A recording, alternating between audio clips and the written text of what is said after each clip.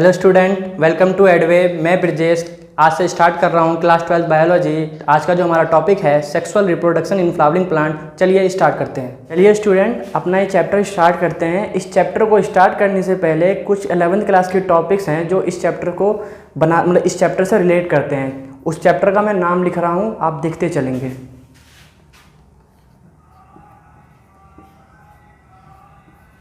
Link chapters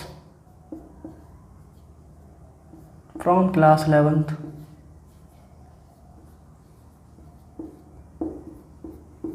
पहला chapter है आपका plant kingdom.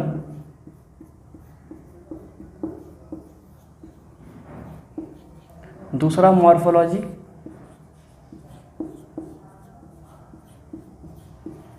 In flowering plant.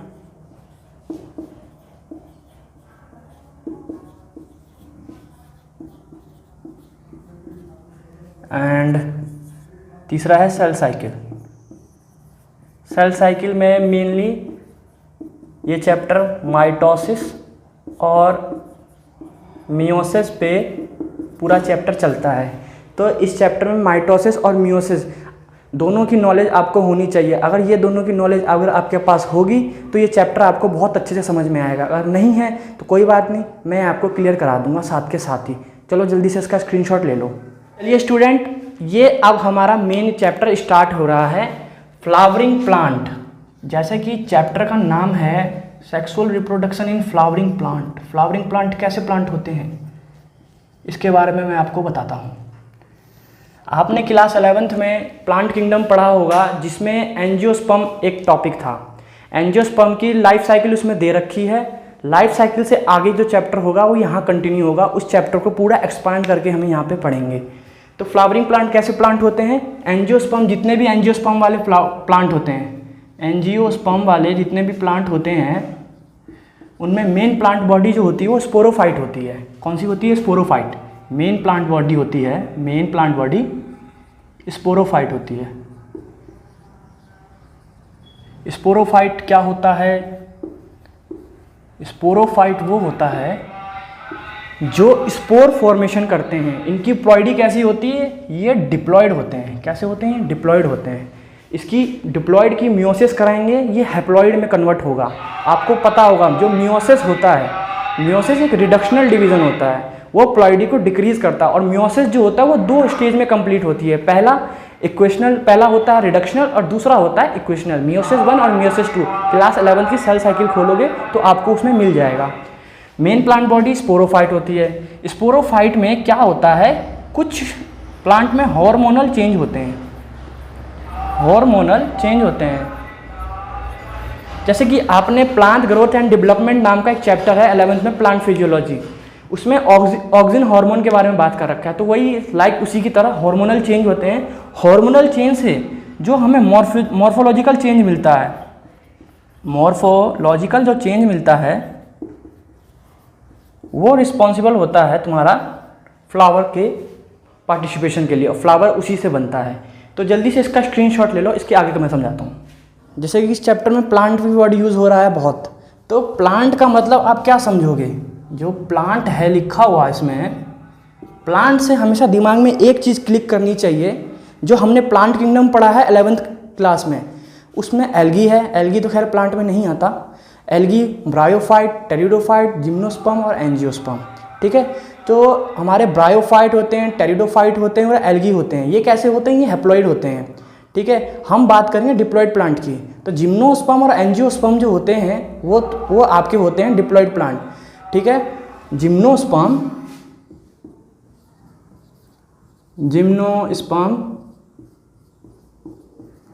And angiosperm, ये दोनों कैसे होते हैं? इनकी प्लॉइडी डिप्लॉइड होती है। लेकिन हम इस चैप्टर में जिम्नोस्पर्म की बात बिल्कुल भी नहीं करेंगे। इसकी बात हम बिल्कुल भी नहीं करेंगे। ये चैप्टर पूरा एंजियोस्पर्म पे चलेगा। पूरा ये जो चैप्टर है एंजियोस्पर्म पे रन करेगा। ठीक है, और प्लांट कैसा स्ट्रक्चर होता है? ग्रीन होता है और फोटोसिंथेसिस होता है। ग्रीन फोटोसिंथेसिस स्ट्रक्चर होता है इसका। स्ट्रक्चर होता है इसका।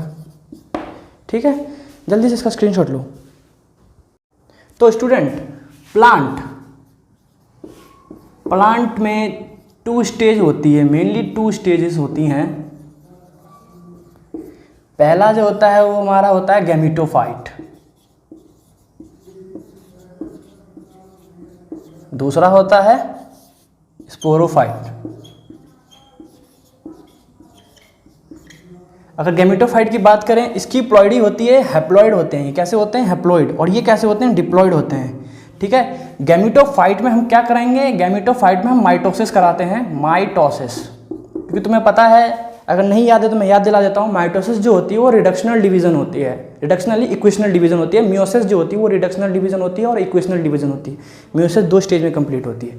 तो माइटोसिस कैसी है? ये इक्वेशनल डिवीजन है। मैं साइड में लिख देता हूँ, इक्वेशनल डिवीजन है, equational division. Equational division in the sense कि हैप्लॉइड है, हैप्लॉइड की माइटोसिस कराएंगे तो हमें हैप्लॉइड स्ट्रक्चर ही मिलेगा। तो हमारा गैमेटोफाइट है, गैमेटोफाइट की हमने माइटोसिस कराई तो हमें यहाँ पे गैमीट मिलेंगे, गैमीट फॉर्मेशन होगा यहाँ पे। गैमीट फॉर्मेशन कैसे होगा? हैप्लॉइड होंगे गैमीट फॉर्मेशन भी। ठीक है। आपको पता होगा ह्यूमन होते हैं, ह्यूमन में भी जो गैमीट होते हैं वो हैप्लॉइड स्ट्रक्चर ही होते हैं। जब हैप्लॉइड मेल का हैप्लॉइड और फीमेल का हैप्लॉइड जो आपस में फ्यूज करते हैं तो एक जायगोट बनता है। जायगोट जो बनता है वो डिप्लॉइड स्ट्रक्चर होता है। आगे वाली चैप्टर में हम उसके बारे में बात करेंगे, जो चैप्टर हमारा ह्यूमन रिप्रोडक्शन स्टार्ट होगा। तो इसमें हमने माइटोसिस कराई, गैमीट बन गया। अब स्पोरोफाइट कैसी है? डिप्लॉइड है। देखो डिप्लॉइड स्ट्रक्चर है, डिप्लॉइड में हम क्या कराएंगे? मियोसिस करेंगे। क्यों? मियोसिस रिडक्शनल डिवीजन होती है। ठीक है। यहाँ पे हम क्या करा रहे हैं? मियोसिस करा रहे हैं।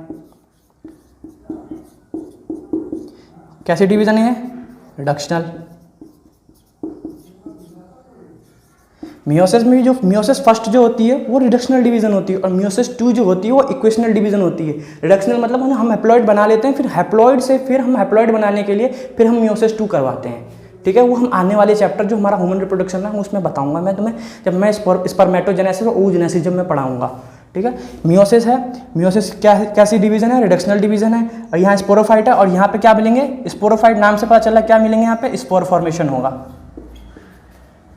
ठीक है। जो कैसे बनेंगे? ये भी हैप्लॉइड है, ये भी हैप्लॉइड है। कंफ्यूज मत होना, यहाँ डिप्लॉइड से हैप्लॉइड में हुआ, यहाँ हैप्लॉइड से हैप्लॉइड में जा रहे हैं। कहाँ जा रहे हैं? हैप्लॉइड से हैप्लॉइड में जा रहे हैं यहाँ पे, और यहाँ डिप्लॉइड से हैप्लॉइड में जा रहे हैं। क्यों? और यहाँ पे देखो, यहाँ इक्वेशनल करवाई है, इक्वेशनल मतलब माइटोसिस कराई है। माइटोसिस में क्या होगी? n से n मिलेगा और मियोसिस में क्या होगा? 2n से n मिलेगा। जल्दी से इसका स्क्रीनशॉट ले लो। तो स्टूडेंट, मैं आपको फ्लावर का स्ट्रक्चर बना के समझा रहा हूँ, तो उसका टॉपिक थोड़ा सा आप लिखते चलो। पार्ट्स ऑफ स्पोरोफाइट, यानी फ्लावर की बात कर रहे हैं, पार्ट ऑफ स्पोरोफाइट।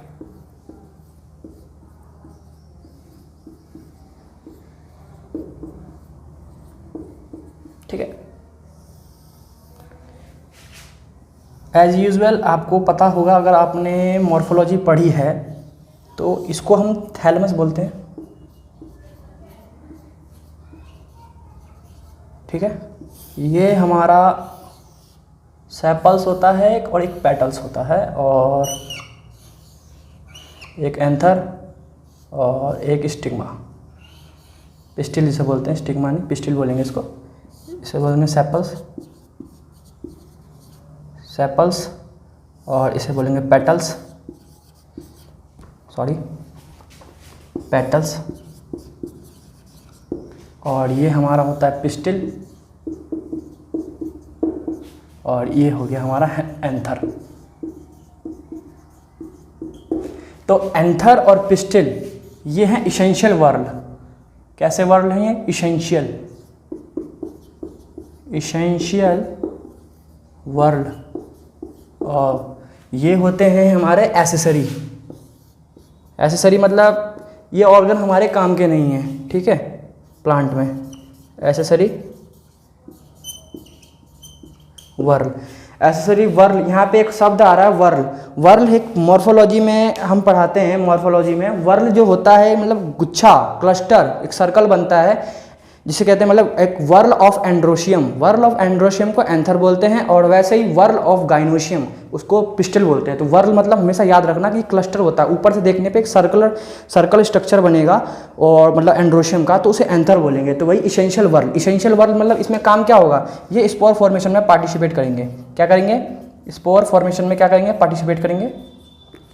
और जब ये पार्टिसिपेट कर रहे हैं तो ये क्या करेंगे, नहीं करेंगे, तो ये नहीं करेंगे, ये स्पोर फॉर्मेशन नहीं करेंगे, ये स्पोर फॉर्मेशन नहीं करेंगे।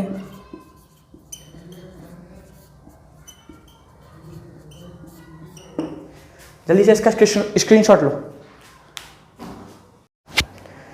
तो स्टूडेंट मैं आपको एक चीज़ बता देता हूँ, वर्ल के बारे में बता रहा था ना, वर्ल ऑफ एंड्रोशियम, लिख लो उसको साइड में। वर्ल ऑफ एंड्रोशियम को क्या बोलेंगे, एंथर बोलेंगे, जो कि कैसा है फ्लावर में, ये मेल पार्ट होता है। और वर्ल ऑफ गाइनोशियम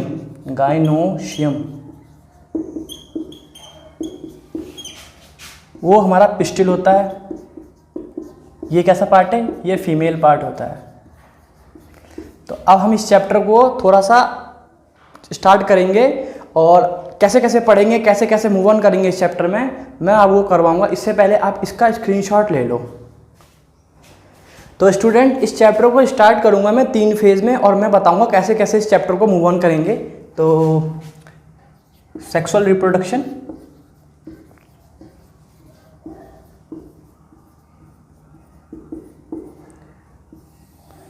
इस चैप्टर को 3 फेज़ में स्टार्ट करूंगा मैं। पहला होता है pre fertilisation event,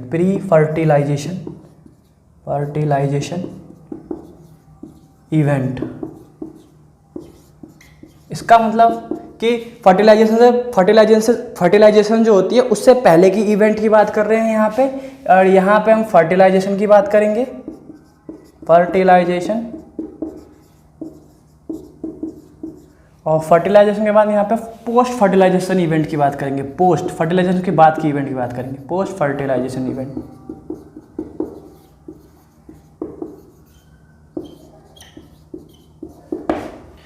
pre fertilisation event में स्ट्रक्चर ऑफ स्टेमन हमारा मेल पार्ट होता है, ठीक है। गैमीट फॉर्मेशन में पार्टिसिपेट करेगा ये, गैमीट फॉर्मेशन में पार्टिसिपेट करेगा ये। और स्ट्रक्चर ऑफ पिस्टिल,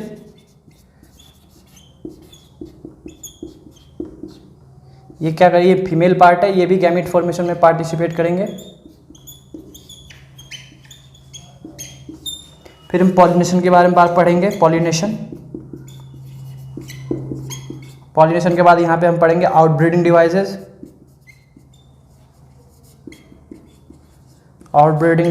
डिवाइसेस। इसके बाद हम पढ़ेंगे पॉलन पिस्टल इंटरेक्शन।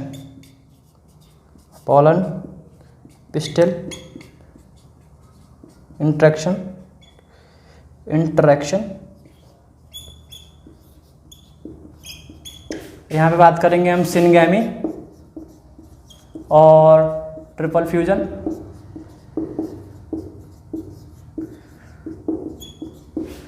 यहाँ पे बात करेंगे seed formation, fruit formation, apomixis and polyembryony.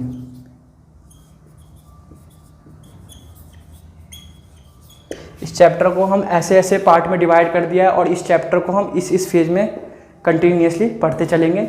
आप देखते रहो और एक बार इसका स्क्रीनशॉट ले लो। तो स्टूडेंट अब बात करेंगे हम स्ट्रक्चर ऑफ स्टेमन की।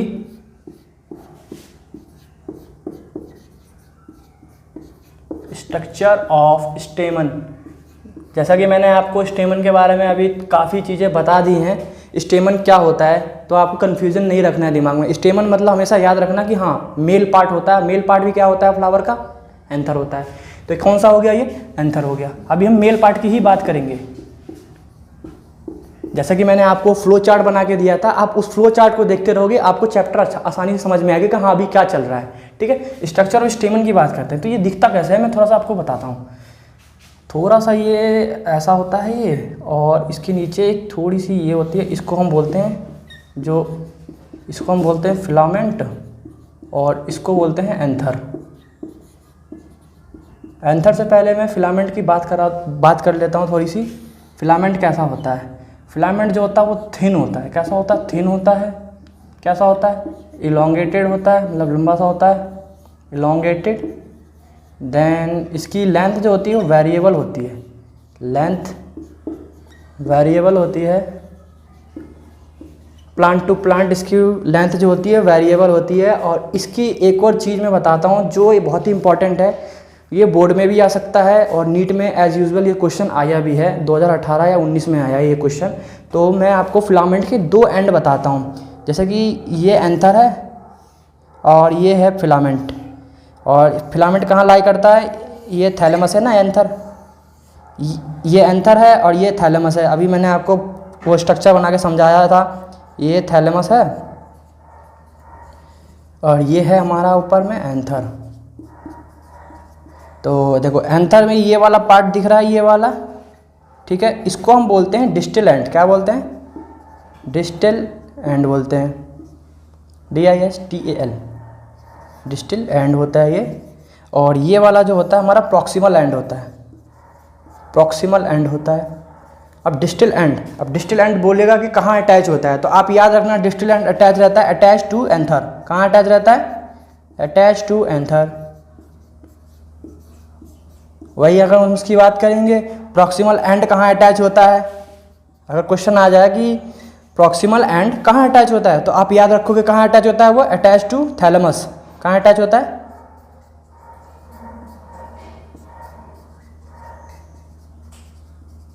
तो ये वाला टॉपिक जो है ये मेनली आपको ये याद होना चाहिए। क्यों? क्योंकि इनमें से एंड में से क्वेश्चन पूछ सकता है और ये नीट में क्वेश्चन आया हुआ है, तो शायद बोर्ड में भी आ जाए अगर MCQ पैटर्न में क्वेश्चन पूछे तो। ठीक है, इंपॉर्टेंट है, मैं लिख देता हूँ इसको, इंपॉर्टेंट नहीं, वेरी वेरी इंपॉर्टेंट लिख देता हूँ। चलो इसे याद कर लेना और इसका जल्दी से स्क्रीनशॉट ले लो। अब एंथर के बारे में थोड़ा सा समझाता हूँ। हमने फिलामेंट के बारे में बात कर ली, ये एंथर है हमारा। और टिपिकल एंथर कैसा, ये कैसा स्ट्रक्चर है? ये ऊपर वाला ये फिलामेंट है, फिलामेंट की बात हमने कर ली है। और ये एंथर की बात करेंगे। और टिपिकल एंथर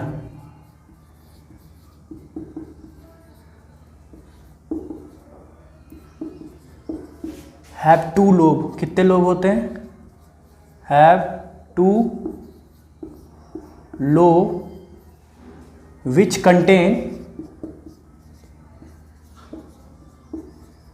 टू थीका। अब लोब क्या होता है, थीका क्या होता है, उसको हम समझेंगे। पहले लोब की बात करूं तो आप ये वाला स्ट्रक्चर देख रहे हो, ये जो मैंने बीच से यहाँ पे कट किया है, ये लोब 1 हो गया और ये लोब 2 हो गया। ठीक है, लोब इसे बोलेंगे। आप थीका की बात करते हैं तो मैंने इस एंथर, जैसे ये हमारा एंथर है, एंथर की मैंने क्या कर दिया, ट्रांसवर्स सेक्शन कट कर दिया, यहाँ पे कट किया, तो ये अब हमें कुछ ऐसा दिखेगा।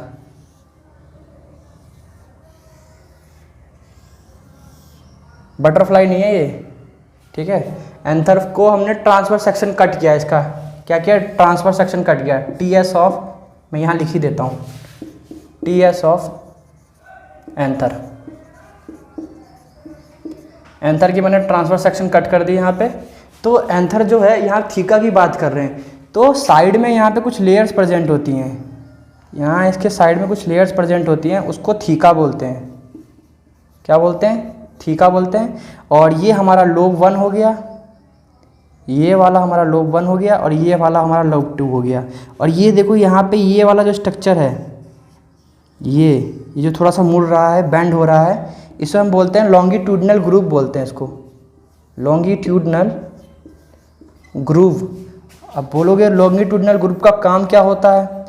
लॉन्गिट्यूडनल ग्रुप जो होता है ये थीका को सेपरेट करता है। क्या करता है? एक थीका ये रही, एक थीका ये रही, तो क्या करेगा ये, separate two theca, separate two theca, two theca को सेपरेट करेगा। और थीका और एंथर के अंदर क्या होता है, हमारी छोटे छोटे से ये स्ट्रक्चर होते हैं, इसे माइक्रोस्पोरेंजिएट बोलते हैं, माइक्रोस्पोरेंजिएट बोलते हैं, माइक्रोस्पोरेंजिया, माइक्रोस्पोरेंजिया होता है। ये सर्कुलर स्ट्रक्चर जो दिख रहा है ये माइक्रोस्पोरेंजिया होता है। क्या ये है माइक्रोस्पोरेंजिया। माइक्रोस्पोरेंजिया है ये, माइक्रोस्पोरेंजिया।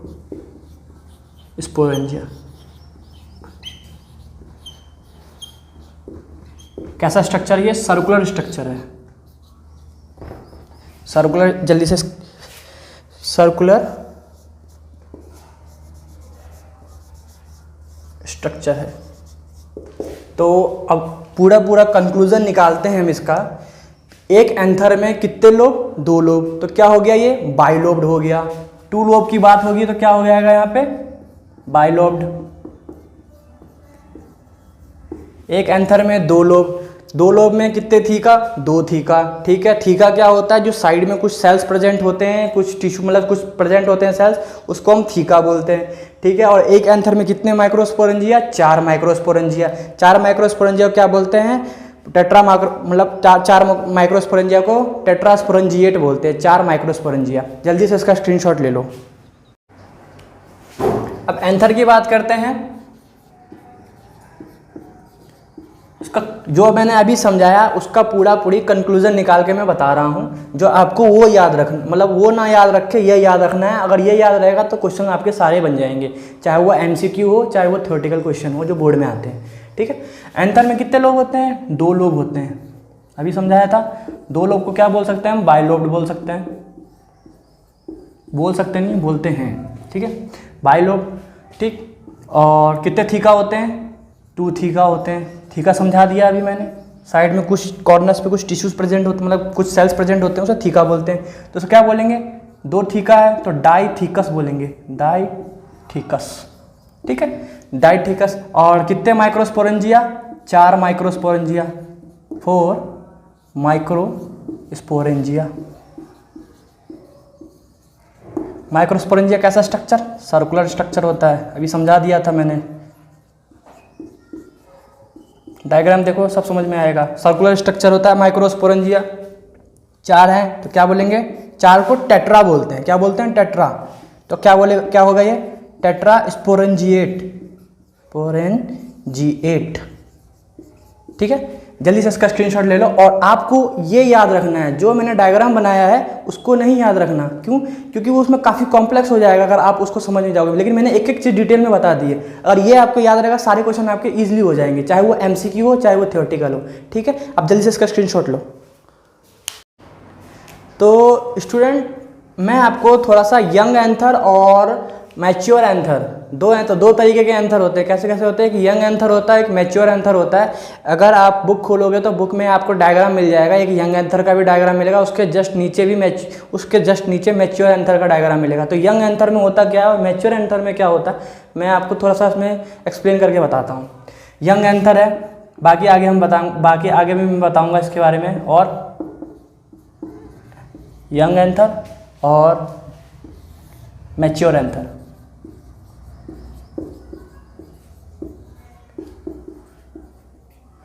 एंथर में ना कुछ लेयर्स होते हैं जो यंग एंथर में होते हैं, और कुछ लेयर्स ऐसे होते हैं जो मैच्योर एंथर में होते हैं, और कुछ लेयर्स ऐसे होते हैं जो कॉमन्स होते हैं। अभी मैं मतलब जब मैं स्ट्रक्चर समझाऊंगा तो मैं दोनों का डिफरेंस बता दूंगा कि कौन से लेयर प्रेजेंट होते हैं किस में। तो यंग एंथर की बात करते हैं, तो जैसे देख रहे हो यंग एंथर है तो भी कैसा होगा, ये ग्रीनिश कलर का होता है,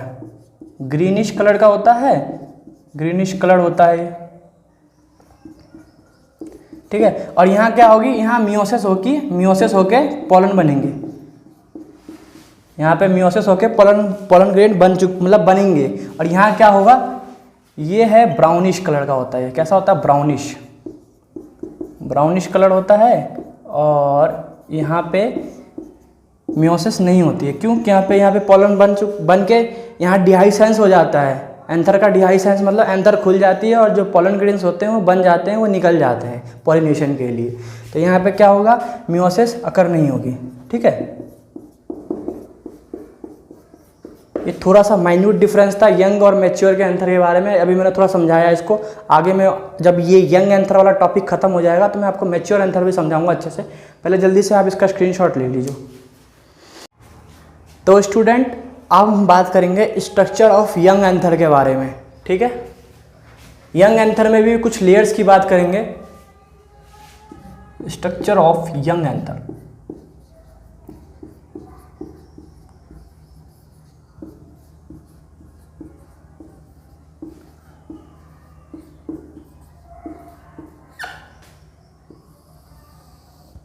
ठीक है। यंग एंथर की बात कर रहे हैं, यहाँ पे क्या होगी, मियोसिस होगी। तो मैं आपको बना के समझाता हूँ कि कैसे कैसे क्या लेयर्स होती हैं।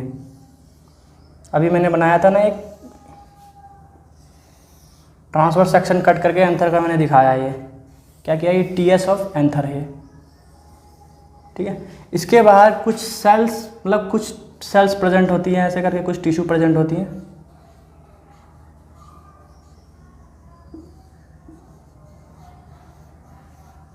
मैं एक तरफ का समझा रहा हूँ, सिमिलरली यहाँ पे भी ऐसा ही होगा, ठीक है। और इसके अंदर भी कुछ ऐसे प्रेजेंट होते हैं, याद रखना। ये आपका थीका नहीं है, यहाँ पे थीका की बात नहीं कर रहा हूँ मैं, यहाँ थीका ना समझ लेना इसको। थीका इसके अंदर से भी अंदर की बात होती है थीका में।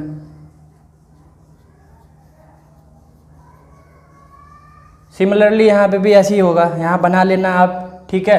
अब हम बात करते हैं, इसके अंदर क्या था, माइक्रोस्पोरेंजिया था ना, याद आया कुछ, माइक्रोस्पोरेंजिया।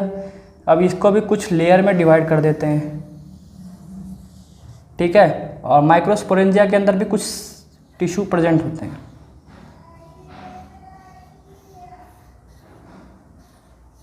टिश्यू मतलब माइक्रोस्पोरेंजिया कुछ सेल प्रेजेंट होते हैं। अब इसके अंदर कुछ डिप्लॉइड सेल्स होते हैं, ठीक है।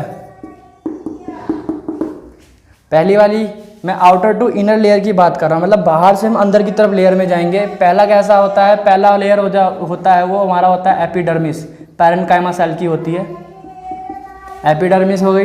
एपिडर्मिस के बाद दूसरी लेयर होती है एंडोथीशियम,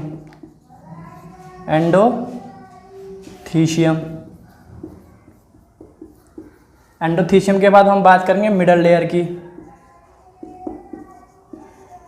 मिडल लेयर। ये वाला जो मैंने तुम्हें अभी समझा, ये वाला दिखाया था, ये होता है टेपेटम। क्या होती है ये, टेपेटम। टेपेटम के अंदर कुछ सेल्स होते हैं जो कैसे होते हैं, डिप्लॉयड होते हैं। डिप्लॉयड होंगे, डिप्लॉयड से हमेशा याद रखना, जो सेल्स डिप्लॉयड होंगे वो क्या करेंगे, मियोसिस करेंगे। तो यहाँ क्या, कौन से सेल्स है होते हैं, यहाँ कौन से सेल्स हैं, यहाँ पे स्पोरोजीनस टिश्यू हैं, स्पोरोजीनस टिश्यू हैं जो कि कैसे हैं, डिप्लॉयड हैं, ठीक है। इसको हम पीएमसी बोलते हैं। पीएमसी मतलब pollen mother cell, pollen mother cell. और in each diploid cell meiosis क्या होगी, अकर, ठीक है। अब एपिडर्मिस, एंडोथीशियम और मिडल लेयर, इन तीनों लेयर का काम क्या होता है, इन तीनों लेयर का काम होता है प्रोटेक्शन एंड डिहाइसेंस का काम होता है। मैं यहाँ पे समझा दे रहा हूँ आपको।